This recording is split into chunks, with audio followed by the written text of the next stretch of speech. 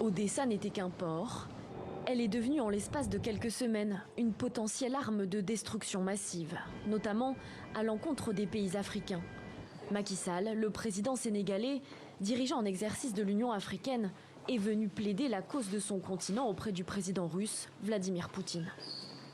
C'est au nom de tous ces espoirs que je suis venu vous voir pour demander de prendre conscience que nos pays, même s'ils sont éloignés du théâtre, sont des victimes de cette crise au plan économique.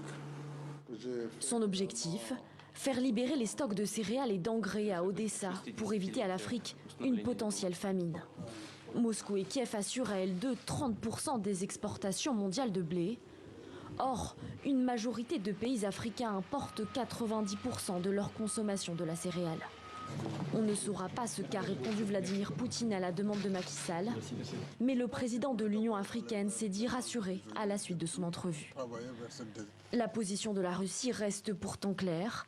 Seule l'Ukraine et les Occidentaux sont responsables de la crise alimentaire qui se dessine. Tout le monde sait que les mines posées par les forces armées ukrainiennes entravent l'exportation des céréales et rien d'autre. Macky Sall, le président sénégalais, devrait s'entretenir dans un futur proche avec son homologue ukrainien Volodymyr Zelensky.